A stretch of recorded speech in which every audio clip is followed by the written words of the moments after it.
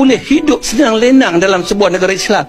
Tetapi orang Islam tidak pernah hidup senang lenang dalam sebuah negara bukan Islam. Islam di China, Islam di India dan sebagainya. Adilkah? Islam datang ke suatu tempat ini, dia merubah akidah. Dia tidak merubah budaya cara hidup mereka yang tidak bertentangan dengan Islam. Kalau ada yang bertentangan, maka perlu diperbaiki. Lebih kurang begitu. Baik. Masuk dalam konteks negara kita. Ini kalau ada non-Muslim kat belakang tu, saya sangat mengalu-ngalukan lah. Mereka ada ya, Alhamdulillah. Jangan saudara, jangan tengok saya ni macam terlebih Melayu. Tidak. Sebab kena faham yang kita ni fiqah, kalau kena faham mana fiqah tu lah, mana kita hidup ni dalam sebuah negara majoriti orang Islam. Kita kena faham itu. Kita kena faham sejarah. Daripada awal lagi saya sebut dulu, setiap bangsa yang Allah jadikan ini, dia ada tempat tinggal dia masing-masing. Ini tempat tinggal ini disebut sebagai Malay Archipelago, Kepulauan Melayu. Sebab itu nama Melayu itu, bangsa itu menjadi nama negara dia. Bangsa Cina membentuk negara Cina. Bangsa India membentuk negara India. Ya, sebab dunia ni Allah jadikan kita mula dengan satu bangsa di tanah yang diberikan oleh Allah, dianugerahkan oleh Allah. Sebab itu nama tanah itu akan menjadi nama bangsa dia. Isu dia saya nak bawa sekarang ni, saya buat dalam dua keadaan tadi Ustaz. Dalam konteks non-Muslim berada dalam sebuah negara Islam yang ada sejarah dia. Kenapa dia berwarna-warni?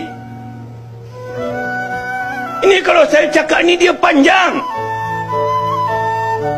Sebab saya selalu dilihat sebagai seorang yang ekstrim dan sebagainya.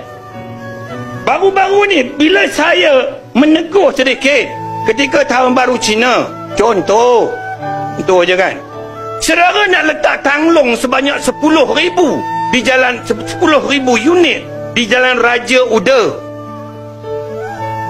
ya, boleh ke saya cakap ni Ustaz ni kan? Benda tu pun dah tersebar dah. Orang duk kutuk saya, ikutlah. Orang nak kata macam mana pun katalah. Saya selalu bercakap jangan sampai, kena hormat, ya, kena tahu kita duduk di mana, tinggal di mana. Kena faham itu.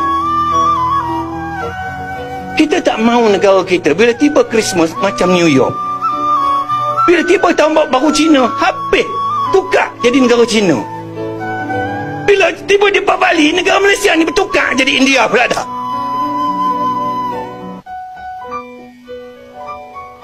Bukan tak boleh. Saya sama juga. Saya selalu tegur lah saudara-saudara rakan-rakan Cina, saya selalu tegur. Nak sambut tahun baru Cina ni bukan tak boleh, sambutlah. Tapi berpada-pada. Berpada-pada. Ya. Kena faham fiqh yang Ustaz Fawaz sebutkan tadi.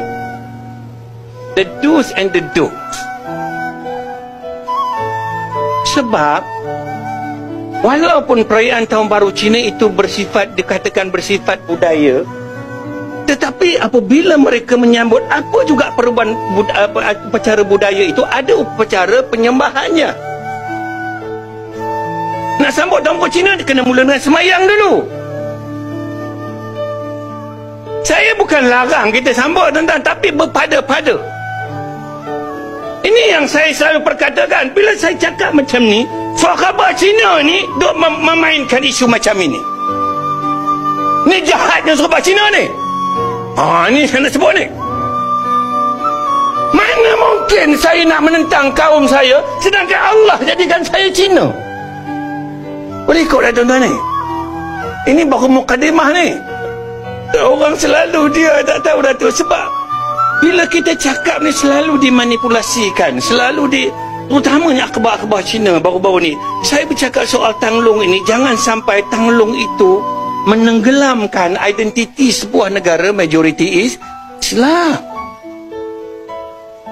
Saya Saya tegur itu bukan kata saya kata Tanglung tak boleh gantung. Gantunglah. Gantung. Saya tak larang pun. Tapi jangan sampai tenggelam. Orang Melayu punya baik ni, dia boleh hang gantung 10,000 unit lampu Tanglung, dia terima. Dia nak perkenalkan Jawi dua muka surat. Kamu kurang hajat lawan pasal apa? Ni kasar ni Datuk ni. Betul lah Datuk kata kena berlembut-lembut tuan-tuan. Saya ni cuba berlembut juga ni. Tapi dia tak boleh berlembut. Apa tu kan? Apa tu? Tengah hidup panas ni. Polisi minta up volume aku. Kadang-kadang kita tidak pernah berlaku adil dalam kita berinteraksi dengan orang Islam. Kita mengharapkan kita aja berlaku adil kepada orang bukan Islam. Tetapi orang bukan Islam, saya nak sampai bila kita nak berlaku adil kepada orang Islam? Kita boleh hidup senang lenang dalam sebuah negara Islam, tetapi orang Islam tidak pernah hidup senang lenang dalam sebuah negara bukan Islam. Islam di China, Islam di India dan sebagainya. Adil. Saya tutup dulu sesaat dulu. Okey, baik. Saya sambung kemudian. Saya ulang. Terima kasih banyak.